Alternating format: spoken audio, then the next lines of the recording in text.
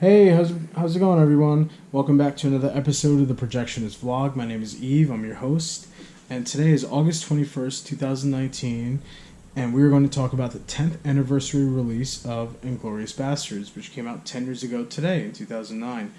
Inglourious Basterds was a hugely successful film. I was running this all weekend. It was sold out everywhere. And it did well in the coming weeks after that. Up until like 4 weeks in, it did pretty well. Well, it did very well. I was working at the time between two theaters, New Rock City 18 and IMAX, running the IMAX there in 35 millimeter and Movieland 6, kind of helping out with the 35 millimeter there. Both theaters got prints for this movie, and I ran them both. So. I remember doing interlocks at New Rock, taking the film, running it through a projector, connecting it to another projector and another projector, so on and so on. That's how sold out it was. But yeah, it was crazy. It was a long movie too. It was about like 8 or 9 reels. So it took a couple hours to put together, but it wasn't as long as Grindhouse. So over here, I have a trailer for this movie that I've held on to for 10 years.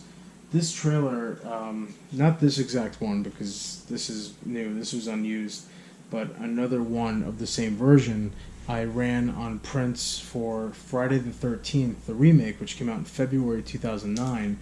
But here it is. Inglourious Basterds. It's a scope trailer. Trailer number 3. It's got that studio, that name that nobody likes anymore. Jesus. But yeah, I've held on to this for 10 years. It says trailer number 3 on it, but sometimes the first trailer, and that was the first trailer that was shown to the public, was that version right there that played on the Friday the 13th remake. Sometimes for a first trailer, you'll get trailer number 3, trailer number 2, trailer number 1, or a teaser trailer. So I don't know how these studios think, but yeah.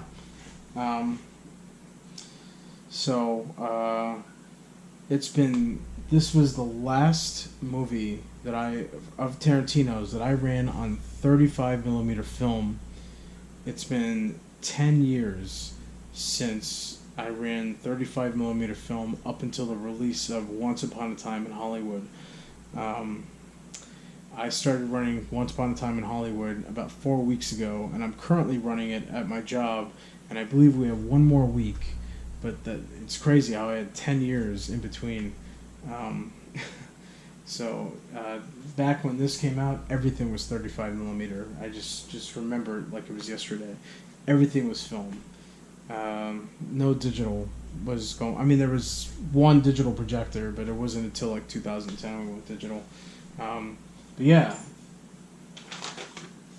I run 35 millimeter now.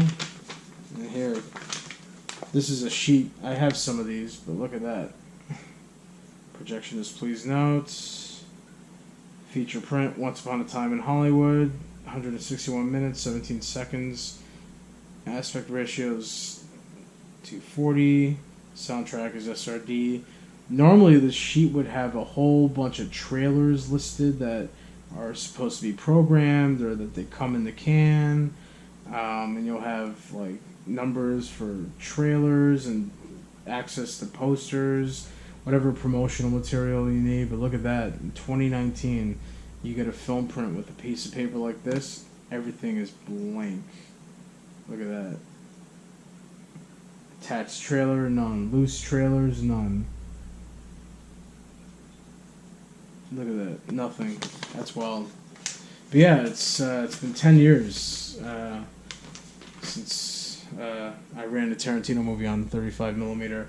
In between this and Once Upon a Time in Hollywood, I think I mentioned I built up Django Unchained on digital. And I wasn't around for Hateful Eight. I took a few months off for a hiatus. So, and this movie is interesting because for such a big movie, it came out in August, late August. Normally late August, early September, throughout most of the fall. That's same for January and February. It's usually that's like a time known as like a dumping ground for movies, and studios release movies that they don't have confidence in or that they think sucks really bad or whatever the case is.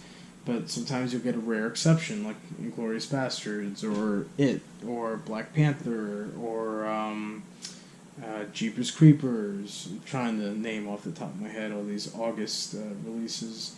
Even District 9, District 9, which was a week before this, I believe, did very well.